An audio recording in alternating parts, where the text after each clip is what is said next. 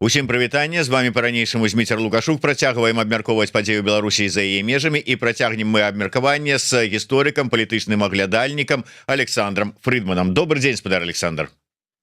Добрый день, спадар Зміцер, вітаю. Спадар Александр, з чаго пачнем? Што было самым таким актуальным, самым таким, можа быць, што закранула не толькі ўвесь свет, але і Беларусь, беларусаў? Што, на ваш погляд, адзначылася таким самым інфармацыйным павесткай? Мне падаецца, што ўсё ж такі галоўнай падзеі гэтага тыдня у міжнароднай палітыцы, перш за ўсё, яна мае таксама дачыненне да Беларусі, быў саміт НАТО, які адбыўся ў Анкары. Згодны з вами, і менавіта, дарэчы, на гэтай тэме быў прысвечаны апошні стрым на YouTube-канале спадара Александра Фридмана, так што спасылачка ёсць у апісанні да гэтага нашага стрыма, і адпаведна раю ўсім альбо падпісацца і зайсці паглядзець, альбо без падпіскі, але глядзеце, калі для вас гэта ўсё ж таки небяспечна, не забываючыся падпісацца на YouTube-канал Еўрарада. Так что, спадар Александр, ваше меркаванне, ці быў гэты саміт НАТО ўсё ж таки значны, тому что с аднаго боку я читаю паведамленне про тое, что адбылося там перафарматаванне самого структуры альянсу, что прайшла нейкая такая, ці пачалася, ці ўжо, ну, как бы рухаецца відавочна такая еўрапізацыя гэтага альянсу. З другого боку я читаю, ну, собраліся і собраліся, особо нічога ніякіх значных зменаў, рашэнняў там ці не было, нейкія заявы былі, рэзалюцыя былі, але нічога такого грунтоўнага. Ваш погляд?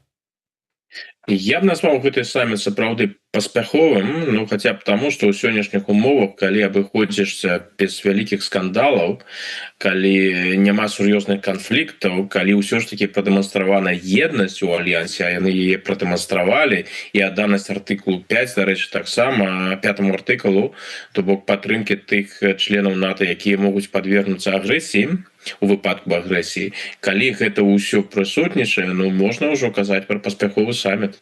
Калі прэзідэнт Трамп таксама кажа про тое, што Злучаныя Штаты не збіраюцца пакідаць альянс, што яны застаюцца ў НАТО, што яны адданыя артыкулу 5, што яны гатовыя і далей супрацоўнічаць у альянсе, а еўрапейскія партнёры гатовы яшчэ выдаткоўваць адпаведныя грошы, адпаведныя сродкі на бяспеку і іншае. Калі вось такая атмасфера ідзе хутчэй з задаволенасці з абодвух бакоў, калі не было сур'ёзных канфліктаў, і калі прадэманстравана ў прынцыпе таксама еднасць у падтрымцы Украіны, і у таго ж Зеленскага там былі досыць паспяховыя сустрэчы ў кантэксце гэтага саміту, ну, можна казаць пра паспяховы накірунак.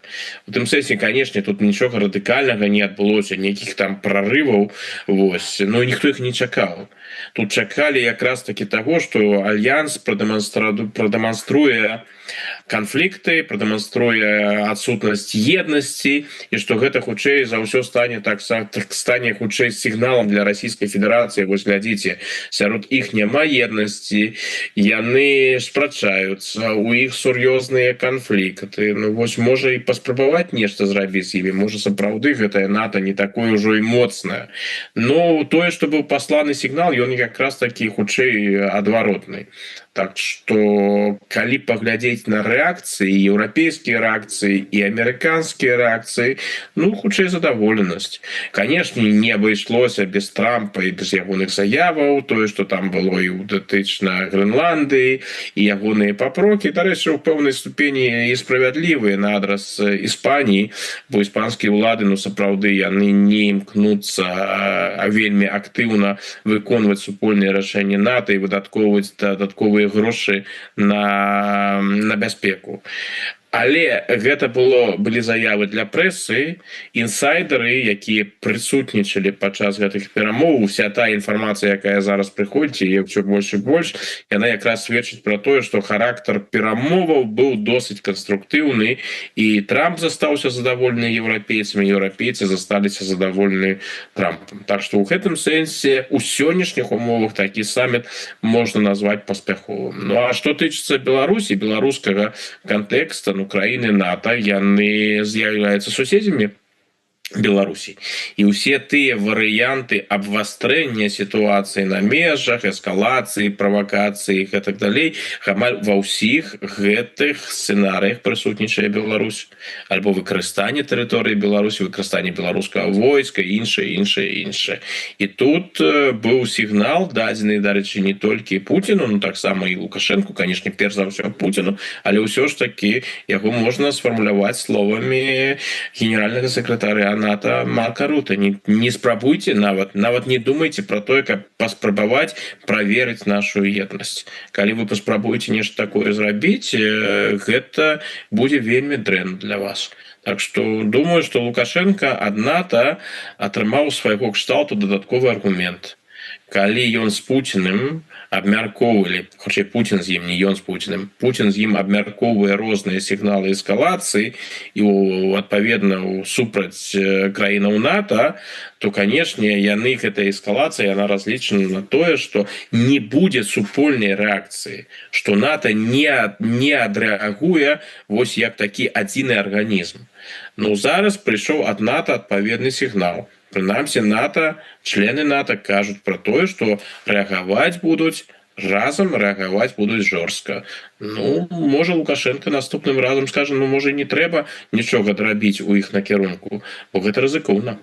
Ну, казаць-то яны могуць, конечно, казаць, але прызвычаюся Лукашенко за ўсе гады свайго кіравання да некалькіх, прыйшоў дакладней да некалькіх высноваў, з якіх яго вельмі складана вывесці. Па-першае, што Еўропай, Брусэлем кіруе абкам вашынгтонскі, а тут толькі выконваюць загады. З другога боку, як ён там сказаў, там, што што яны там без яйцатыя палітыкі, што яны там могуць, ні на што не здольныя, прымаць рашэнні не могуць. Это Зеленскі прымусіў яго канкрэтнымі дзеяннямі змяніць сваё меркаванне, і ён ужо там с наркамана і там невядома каго Володькі стаў ужо как бы сур'ёзным палітыкам. А гэтыя, ну сказаў Рута, ну сказаў, ну і што яны там могуць гэтыя вот? Ну, я не думаю, что вось Лукашенко настолькі так гэтага ставіцца, бо пэўны вопыт у яго ўжо ёсць. Калі ён ішоў на збліжэнне з амерыканцамі, ён, напэўна, і разлічваў на тое, што вось зараз мы ўсе гэтыя пытанні вырашым з Злучанымі Штатамі. А ўжо Злучаныя Штаты, яны зробяць усё як патрэбна. Вось яны скажуць гэтым еўрапейцам, рабіце так і так і так, альбо еўрапейцы самі паглядзяць, што вось амерыканцы ж вядуць нейкія перамовы з Лукашенком, ну і мы павінны тое ж самае рабіць. Напэўна, такія ўяўленні, я магу себе цалкам уявіць, што такія ўяўленні ў Лукашэнкі прысутнічалі. Прынамсі, тыя заявы наконт Еўропы, якія ён рабіў, яны ішлі ў гэтым накірунку. Але што адбываецца за апошнія гады? Ну, хіба ж еўрапейцы ідуць тым шляхам, якім пайшлі амерыканцы? Не, ну, прынамсі, публічна яны гэтым шляхам не ідуць. Ці атрымалася ў Лукашэнкі з амерыканскай дапамогай нейкім чынам істотна палепшыць, сур'ёзна палепшыць стасункі з еўрапейцамі? Не атрымалася. Ды і ў апошнім часам гэтых заяваў пра адсутнасць суб'ектнасці у еўрапейцаў іх стала з боку Лукашэнкі менш. Нават Пуцін ужо не робіць такіх заяваў, таму што яны пабачылі. Надзея ж Пуціна была відавочная. Калі Трамп прыйшоў да ўлады і пачаліся гэтыя кансультацыі, перамовы, размовы паміж Вашынгтонам і Масквой, жаданне Масквы было відавочнае. Вось нашыя патрабаванні датычна Украіны, мы жадаем гэта і гэта. Вось вы, амерыканцы, на гэта згодныя, добра, ну тады давайте, амерыканцы, гэта ўжо ваша задача, гэта ваши хаўруснікі, гэта ваши паплечнікі, Украіна і еўрапейцы. Зрабіце так, каб еўрапейцы і Украіна нашыя патрабаванні выканалі. Ну і што, у Трампа гэта атрымалася зрабіць? Не атрымалася. У яго не атрымалася ў выпадку з Украінай, у яго не атрымалася у выпадку з Еўропай. І зараз уявіць ужо нейкія перамовы вакол Украіны без удзелу Еўропы немагчыма. Нават Путін сам ужо хоча не хоча, але кажа, што прыйдзецца размаўляць, калі ўвогуле да размовы справа дойдзе, з еўрапейцамі. Так што ў гэтым сэнсе я думаю, што і Лукашенко зразумеў, што вось гэтая схема, якую яны там выпрацавалі за гэтыя гады, што ўсё вырашаюць у гэтым калектыўным захадзе амерыканцы, яна асабліва не працуе. Нават гэты тэрмін калектыўны захад ён жа знік фактычна. Ну ёсць там нейкія там прапагандысты, якія просто у стане размаўляць толькі мовай штампаў, яны не могуць без штампаў, вось яны яго гэты тэрмін выкарыстоўваюць. Там амерыкана, там калектыўны захад, англасаксы і іншае. А што тычыцца афіцыйнага Мінску альбо афіцыйнай Масквы, там ужо гэтага калектыўнага захаду няма. Тут яны зразумелі, што гэтая та схема, якую яны сябе пабудавалі, гэты канструкт, ён рэальнасці, рэчаіснасці не адпавядае. І гэта не той канструкт, з дапамогай якога гэтую рэчаіснасць можна апісаць. Ну пакуль што з Мінску ніякай рэакцыі на вынікі гэтага саміту, ну прынамсі я не бачыў, былі яны не былі, вы больш сочыце за гэтай прэсай, можа быць бачылі, а вось рэакцыя з Расіі, я так разумею, ўжо была і выказана яна была ў тым ліку словамі Лаўрова, які заявіў пра тое, што з захадам яны спыняюць любыя перамовы наконт сітуацыі вайны ва ўкраіне, што яны яму не вераць і гэтак далей. То бок калі ўзяць яшчэ словы Пуціна про тое, што яны ад сваіх мэтаў і ад вайны не адмаўляюцца, то бок гэты саміт што падштурхнуў наадварот, падвысіў баявы дух гэтых крамлёўскіх ястрабаў так званых. Ну, што тычыцца Лаўрова, то у яго такая функцыя. Яму гэтую ролю ястраба даверылі, паколькі Лаўров гэта вось людзі кшталту Лаўрова, гэта такія 100% апартуністы. Калі ёсць жаданне зразумець, як яны працуюць, як яны будуюць сваю кар'еру, гэта поўная адсутнасць прынцыпаў. Такі чалавек, як Лаўров, ён і таму такі паспяховы і такі працяглы час знаходзіць на гэтай пасадзе, бо яго няма уласных меркаванняў. Гэта у савецкія часы гэта быў тыповы шэры савецкі дыпламат. У ельцынскія часы гэта быў ужо іншы дыпламат, які выказваўся за супрацоўніцтва з захадам і іншае.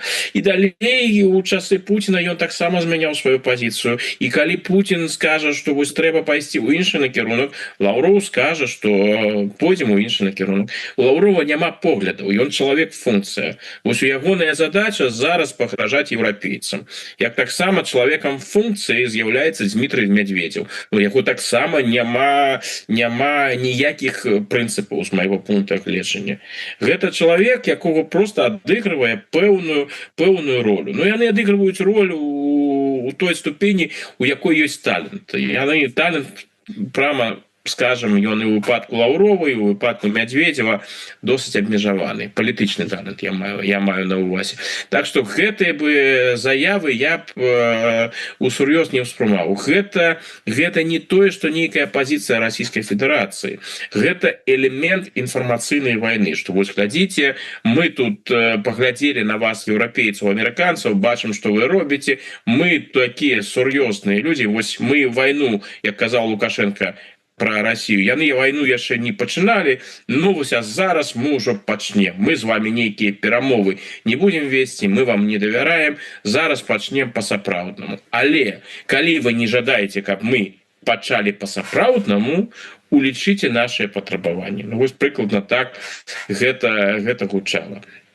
Но усур'ёз гэта і не ўспрымаецца. Насамрэч гэта просто гэта словы. А іншае гэта справы. Справы яны сапраўды такі, што Расія ідзе на эскалацыю. Тое, што агучыў Лаўров, гэта так, акалічнасць. А што тычыцца вось ужо сапраўды гэтых крокаў, якія ідуць, і тая інфармацыя, якая трапляе праз розныя крыніцы выведак і іншая, якая ў прэсу ў выніку трапляе, падкрэсляе, яна показывае хутчэй на то, что Россия сапраўды ідзе шляхам эскалацыі. Ну а Лаўроў ён гэта, так бы мовіць, творча апрацаваў гэты шлях эскалацыі. Ну галоўнае ўсё ж таки, каб не уцягнуў у гэтую эскалацыю, на гэты свой шлях Лукашенко, дакладней не Лукашенко, хай бы там сабраў манаткі і ішоў любым шляхам, але беларускі народ каб не ўцягнуў эту эскалацыю, тому что судзячы по заявах заходніх палітыкаў, і я зараз нават не пра Руте, а скажем, вось выказванне з польскага боку, военных і міністраў пра тое, што яны тут цырымоніцца не будуць, то гэта, мне падаецца, досыць сур'ёзныя такія настроі. Настрой сур'ёзныя, но што тычыцца заяваў Руты, то яны вельмі непрыемныя для Лукашэнкі ў тым сэнсе, што яны яшчэ раз паказваюць, хаця Рута выказаўся адносна дыпламатычна, але ўсё ж такі досыць ясна пра тое, што Лукашенко як незалежная сур'ёзная фігура не ўспрымаецца. Лукашенко ўспрымаецца як... Яны разумеюць, выдатна разумеюць, што Лукашенко не жадае ваяваць, што Лукашенко не хоча ўцягвацца ў гэтую вайну. Але магчымасці Лукашэнкі абмежаваныя, і залежнасць яго ад Расіі насамрэч велізарная. Думаю, што Лукашенко за апошнія тыдні ўжо зразумеў тое, што галоўныя пагрозы для яго яны сыходзяць не з захада, яны зыходзяць нават не з Украіны. Украінцы яму далі адкрыта зразумець, што калі ён будзе гуляць па правілам, дык статус-кво захаваецца. Сябрам Украіны ён ніколі не будзе.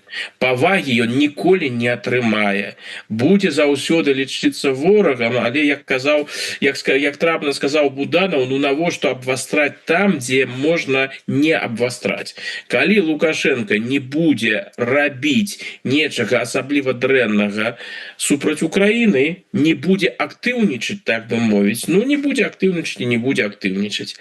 Такі ж погляд ідзе і ёсць і на захадзе. Калі Лукашенко пра гэта і адкрыта кажуць, калі не будзеш правакаваць, калі не будзеш нешта непатрэбнае рабіць, не будзе ў цябе праблем. Не будзе праблему. Ніхто не збіраецца, там усе гэтыя міты пра агрэсію з боку НАТО, усе гэтыя казкі, ну гэта вядомыя казкі. Лукашенку далі зразумець, не будзеш супрацоўнічаць з Расіяй больш актыўна, чым мы можам вытрымаць, не будзе праблемаў.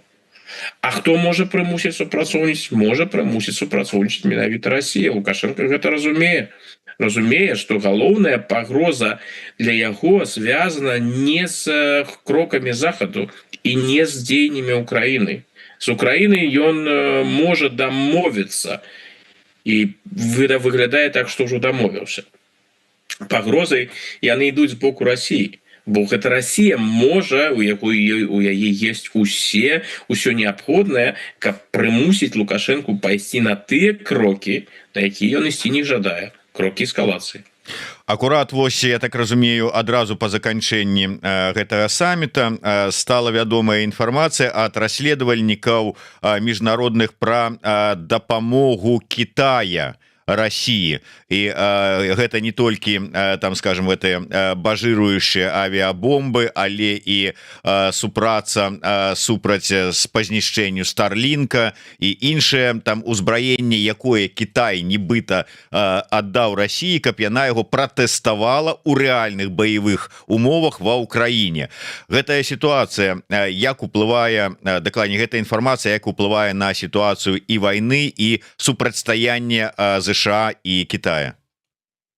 Ну, яна не здзіўляе, бо зноў жа гэтая вайна паміж Расіяй, вайна Расіі супраць Украіны, гэта таксама і супрацьстаянне вялікіх дзяржаваў. Ну, Трамп так гэта не ўспрымаў, но зараз он все больш і больш не імкнецца, а вымушаны станавіцца на украінскі бок. І таму, што Украіны ёсць поспехі, і таму, што ён бачыць, што тое, як ён сябе гэта уяўляў, што з Расіі можна дамовіцца, што Пуцін можа спыніцца і што можа нават атрымаецца Пуціна выцягнуць з кітайскіх кіпцюроў і перацягнуць яго на амерыканскі бок, ну гэтая схема, яна асабліва не працуе.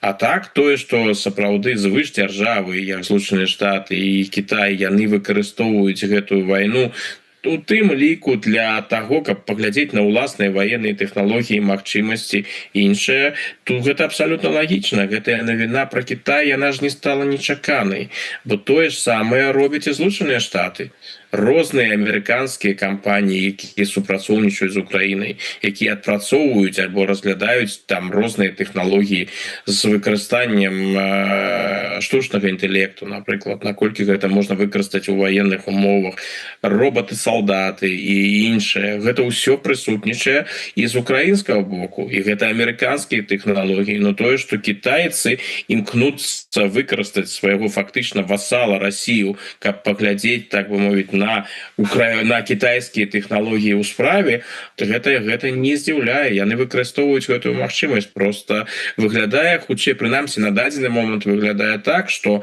магчымасці Кітая у параўнанні са Злучанымі Штатамі яны больш абмежаваныя ну а чаму ж з пункта гледжання Кітая не паспрабаваць не паглядзець якія ёсць магчымасці у рэшце рэшт хто ж адказны адказваць-то за ўсё будзе Расія а Кітай ён так можна сказаць там мы нічога і там асабліва не пастаўляем да і мы ўвогуле не ведаем як это ўсё ў Расію патрапіла тут трэба ўсё ж таки удакладніць у сувязі з гэтай публікацыі там шмат гаворкі ішло пра розныя намеры праекты іншае пытанне застаецца адкрытым да чаго гэта ўсё дайшло бо кітайцы яны ж дзейнічаюць вельмі асцярожна ну так яны не зацікаўлены ў тым каб Расія гэтую вайну прайграла не таму што там ёсць нейкая сімпатыя для Пуціна я думаю што лёс Пуціна іх абсалютна не цікавіць яны просто баяцца таго што Расія у выніку гэтай вайны у выніку паразы ў гэтай вайне у выніку турбуленцыі якія могуць быць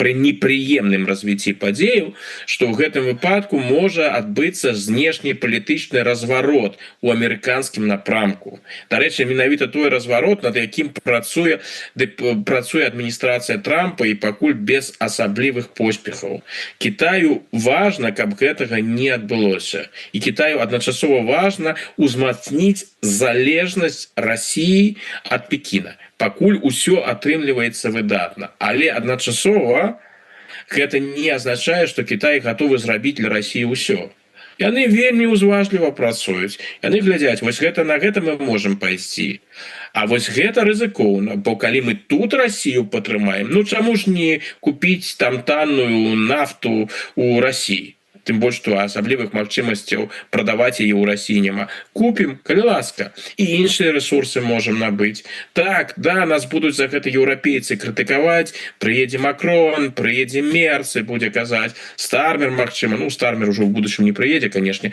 але ну будуць казаць ну вось ну навошта вы гэта робіце ну гэта ж не канструктыўна дапамажыце нам вось мы жадаем мець з Кітайскай Народнай Рэспублікай добрыя адносіны ну можа навошта вам гэтая Расія навошта вам купляць гэтую нафту вы ж ведаеце што Расія робіць з тымі рэсурсамі якія яна ад вас атрымлівае ну магчыма адказ Кітая ў гэтай пазіцыі ну да ведаем што яны робяць ну вы ж разумееце нам же таксама гэтая нафта патрэбна вось гэтым яны могуць на гэта пайсці бо тут яны асабліва не рызыкуюць бо гэта будзе как хутчэй абмен аргументамі нам гэта непрыемна вам гэта непрыемна іншая справа калі яны пайдуць у падтрымцы Расіі так далёка што пачнуць рызыкаваць самі патрапіць пад еўрапейскія альбо амерыканскія санкцыі вось гэтага Кітай абсалютна не робіць таму Кітай хаця Расіі дапамагае але дапамагае зусім не на тым узроўні на якім Расія жадае і гэта можна выдатна пабачыць у розных гэтай ацэнкі дарэчы можна выдатна пабачыць у каментарыях розных прадстаўнікоў расійскай Z-грамадскасці там гэтая крытыка Кітая яе ўсё больш і больш бо яны жадаюць яны чакаюць ад Кітая больш но тое што яны чакаюць яны не атрымаюць таму што для Кітая заўсёды ва ўсіх пытаннях галоўнымі прыярытэтнымі з'яўляюцца інтарэсы Кітайскай Народнай Рэспублікі што не дзіўна ну трошку пра іншае вось пэўны час таму у Іране как бы да ўлады прыйшлі пасля таго як знішчылі ЗША папярэдняе кіраўніцтва нармальныя хлопцы з якімі можна ўжо там дамаўляцца і пачалі нешта дамаўляцца.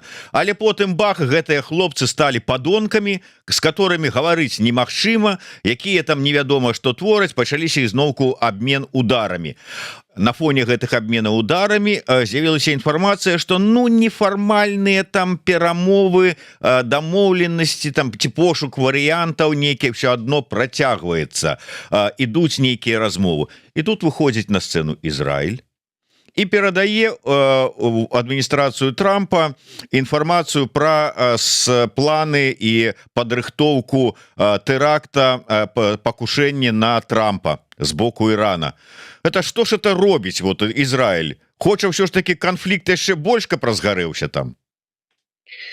Ну, ізноў жа, калі Ізраіль перадае гэтую інфармацыю, па-першае, у Ізраіля ёсць адпаведныя крыніцы, конечно, у Іране. І хаця іранскія ўлады, яны падкрэсліваюць, што яны там усіх ужо знайшлі і ўсіх так званых сіянісцкіх агентаў вынішчылі, ну, зразумела, што крыніцы інфармацыі у Масада засталіся. Нездарма Масад на працягу дзесяцігоддзяў у Іране працаваў, і Іран на працягу ўжо апошніх 20-30 гадоў з'яўляецца асноўным напрамкам дзейнасці ізраільскіх спецслужбаў. Таму гэтыя крыніцы безумоўна засталіся, і калі Ізраіль гэтую інфармацыю атрымаў, ну мы ж не ведаем ізноў жа на якім гэта ўзроўні. Там ёсць нейкія канкрэтныя планы, альбо нейкія ўплывовыя асобы выказаліся, што можа было б добра гэтага Трампа знішчыць, і іншае. Тут магчымы розныя варыянты, акалічнасці ўж мы не ведаем.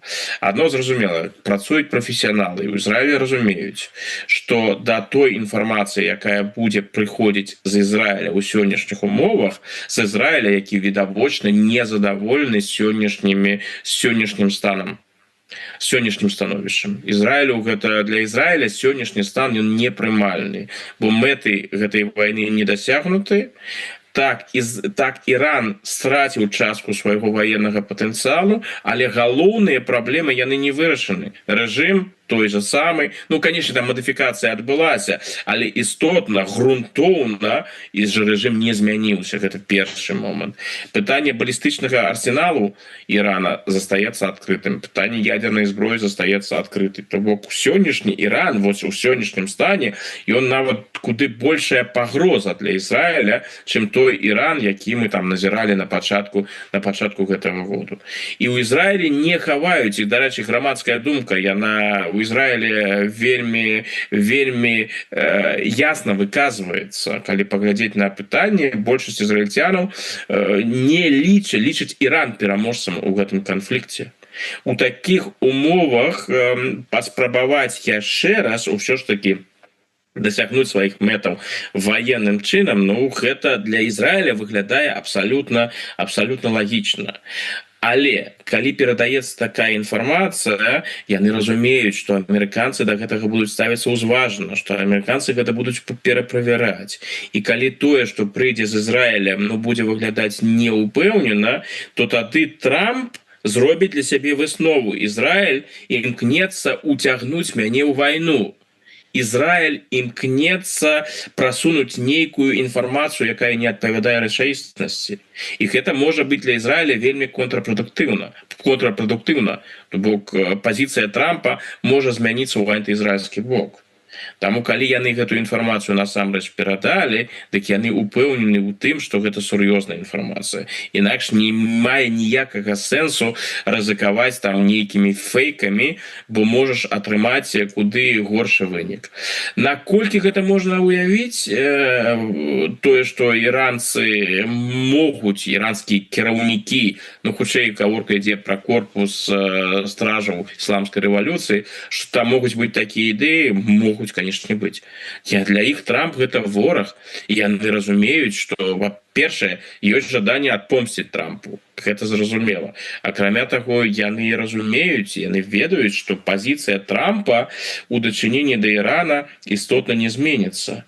То бок нават калі будзе зараз дасягнуты нейкі кампраміс, гэта не значыць, што там праз месяц, 2, 3 Трамп не выйдзе і не скажа, ну, ўсё, кампраміс быў, гэта ўжо не кампраміс, будзем вырашаць пытанне радыкальна. Акрамя таго, існуе ж, дарэчы, гэтая тэорыя, што зараз гэтымі мірнымі перамовамі Трамп просто разумее, што зараз магчымасцяў і жадання весці вайну перед промежковыми выборами восенню сэнсу няма, гэта толькі пагоршыць магчымасці і шансы рэспубліканцаў. Існуе такая версія, што амерыканцы зараз жадаюць выйграць час, каб гэтая тэма Ірана сышла на другое, на трэцяе, на чацвёртае месца, а калі ўсё атрымаецца і рэспубліканцы пераможуць, ну так можа Трамп возьмецца за іранскую тэму потым пасля гэтых выбараў з падвоенай альбо патройнай энергіяй.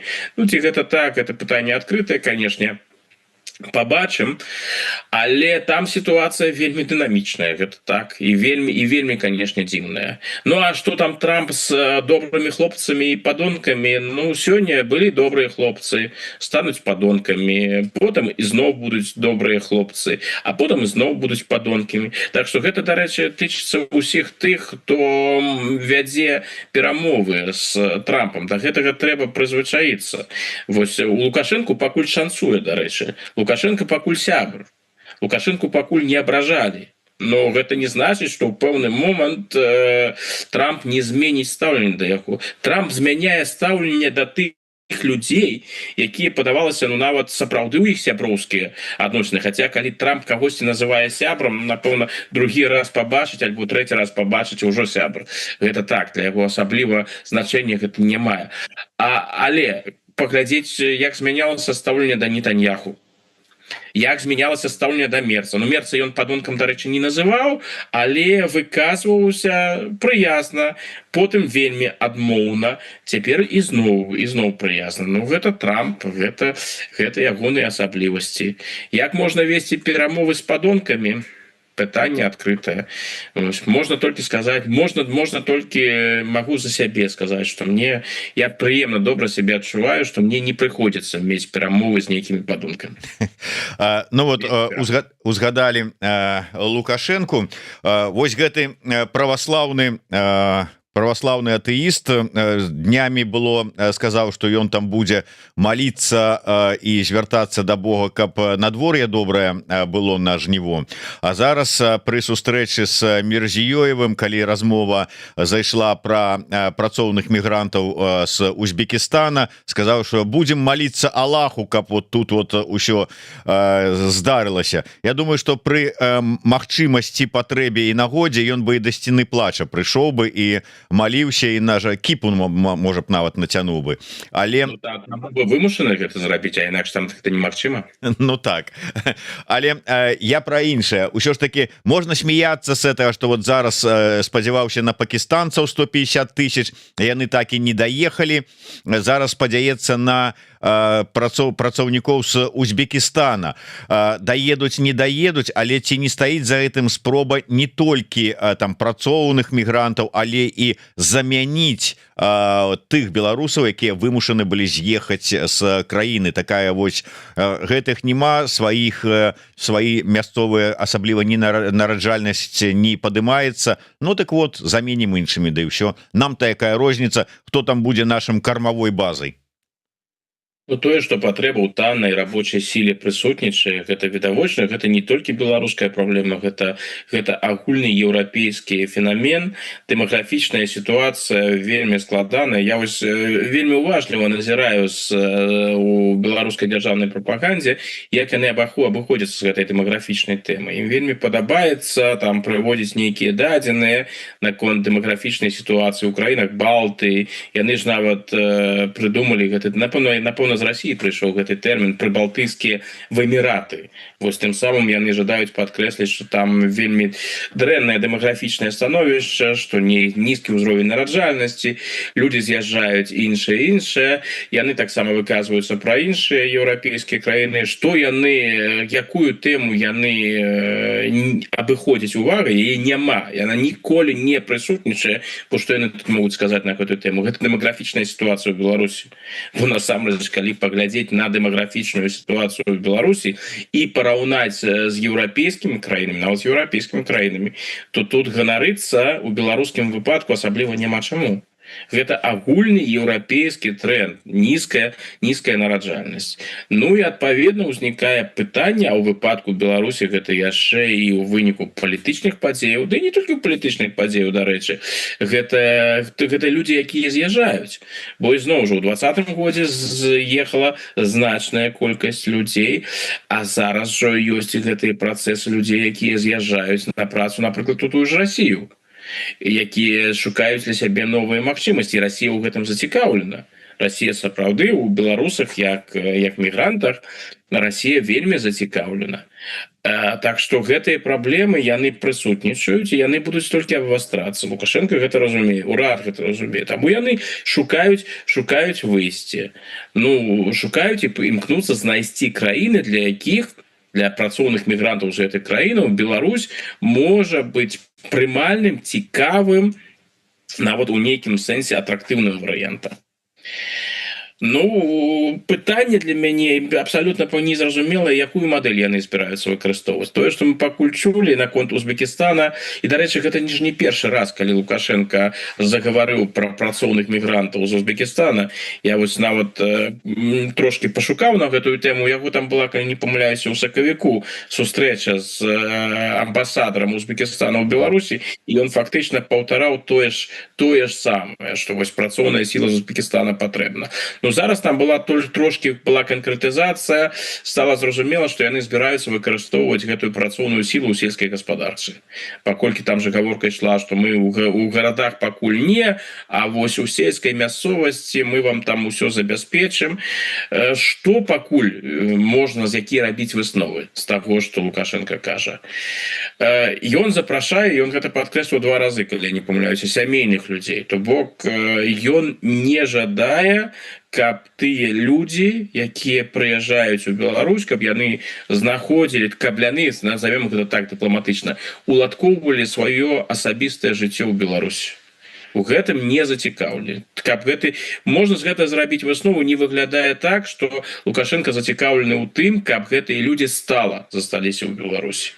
Хутчэй за ўсё ідэя палягае ў тым, каб прыязджалі людзі сямейныя, якія не пускалі карані ў Беларусі. Напэўна, гаворка маецца на ўвазе, што яны прабудуць у Беларусі пэўны тэрмін, можа там 2 гады, 3 гады, а потым з'едуць. То бок, каб гэтыя людзі доўгатэрмінова альбо сярэднятэрмінова ў Беларусі засталіся, гаворка пра гэта не ідзе. Хаця я б гэта і не выключаў бы, калі паглядзець на гісторыю працоўнай міграцыі, розныя краіны заключалі дамоўленасці і зыходзілі з таго, што вось прыязджаюць мігранты, яны тут папрацуюць 2-3 гады, а потым вярнуцца на радзіму. Значная колькасць на радзіму сапраўды вяртаецца, але значная колькасць таксама і застаецца.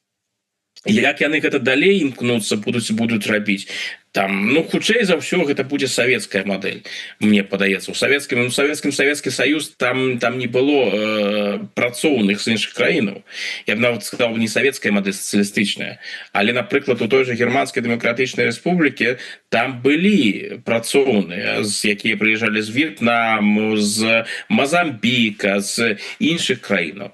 Вось там інтэграцыя увогуле не была запланавана. Запланавана было, гэтыя людзі прыязджаюць, гэтыя людзі працуюць, гэтыя людзі зробяць усё, што патрэбна дзяржаве і накіруюцца на сваю радзіму. Ну, напэўна, у гэтым жа напрамку збіраецца ісці Лукашенко. Выхадцы з Узбекістана, для яго больш прымальны сюжэт, хаця б таму, што там не павінна ўзнікаць сур'ёзных моўных праблем. Хаця ізноў жа зыходзіць з таго, што маладыя выхадцы з Узбекістана добра валодаюць рускай мовай, гэта таксама не заўсёды, назовем гэта так, не заўсёды адпавядае рэчаіснасці. Но Лукашенко, то, як яны гэта прадстаўляюць, яны гэта не хаваюць, што прыйдзецца рана ці позна ўсё ж такі людзей браць з гэтых краінаў, яны імкнуцца гэта зрабіць вельмі асцярожна. Бо яны, напэўна, ведаюць, што такога вопыту у Беларусі.